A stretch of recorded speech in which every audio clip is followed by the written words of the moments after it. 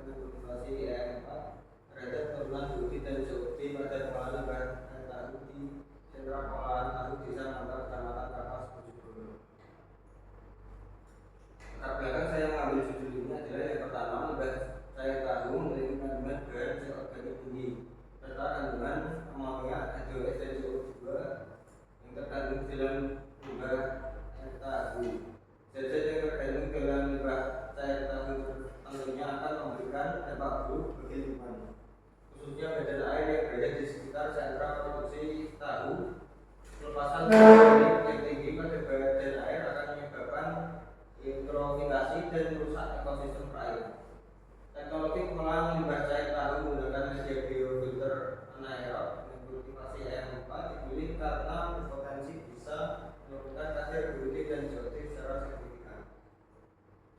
Sebenarnya rumusan masalah pada penelitian ini adalah bagaimana prinsip kerja dari biofilter anaerob dalam menurunkan kadar COD pada limbah tahu. Lalu bagaimanakah efisiensi penggunaan biofilter anaerob menggunakan kultivasi EM4 dalam penurunan kadar BUMD dan COD pada limbah cair tahu. Dan tujuan penelitiannya adalah mengetahui prinsip kerja dari biofilter anaerob dalam menurunkan kadar COD pada limbah cair tahu dan menentukan efisiensi penggunaan biofilter anaerob menggunakan kultivasi EM4 dalam penurunan kadar BUMD dan COD pada limbah cair tahu. Selanjutnya, tinjauan pustaka mengenai penelitian ini adalah yang pertama, limbah cair tahu merupakan limbah pangan yang mengandung senyawa organik dan dapat menyebabkan pencemaran lingkungan. Limbah cair pada proses produksi tahu berasal dari proses perendaman, pencucian, penyaringan, dan pengopresan atau pencetakan tahu. Sebagian besar limbah cair yang dihasilkan oleh industri tahu adalah cairan kental yang terpisah dari gumpalan tahu yang disebut dengan air jadi. Cairan ini mengandung kadar protein yang tinggi dan dapat segera terurai. Selain limbah cair, proses produksi tahu juga menghasilkan limbah padat yaitu ampas tahu. Ampas tahu ini biasanya dimanfaatkan sebagai bahan baku daging rebus atau pakan ternak. Lalu, berapakah nilai standar baku mutu dari limbah cair industri tahu? Dapat dilihat pada peraturan Gubernur Jawa Timur nomor 72 tahun 2013 tentang baku mutu air limbah bagi industri atau kegiatan usaha lainnya. Penetapan baku mutu air limbah bertujuan untuk mencegah terjadinya pencemaran sumber air guna mewujudkan sumber air sesuai dengan peruntukannya. Nilai baku mutu untuk industri tahu dapat dilihat pada tabel berikut ini, yaitu BUD sebesar 150 mg per liter dan COD sebesar 300 mg per liter. Selanjutnya ada pengolahan anaerobik adalah pengolahan tanpa menggunakan oksigen di dalam prosesnya. Tidak adanya oksigen digunakan menyebabkan tidak ada reduksi untuk COD.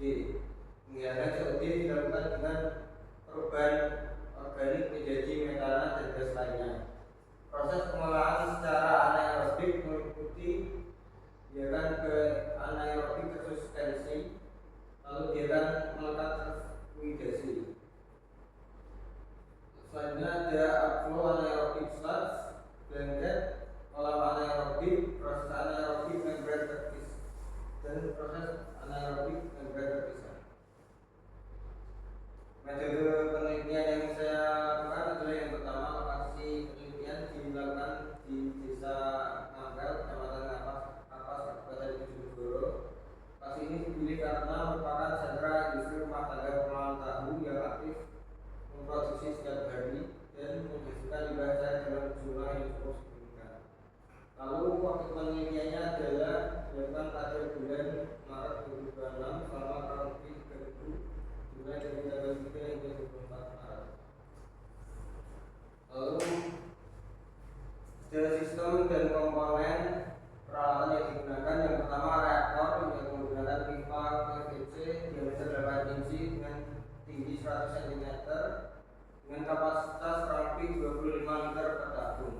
Jumlah tabung adalah 32 yang disusun seri. Media biofilter adalah tebal plastik dengan diameter 3 sampai 5 cm yang diisi sebanyak 70% dari volume tabung reaktor. Lalu ada starter bakteri yang 4 yang dicampurkan sebagai deaktivator untuk mempercepat proses penguraian bahan organik. Lalu aliran limbah yang dipilih adalah sistem aliran outflow anaerobic filter yang akhirnya air limbah masuk dari bawah dan keluar dari atas.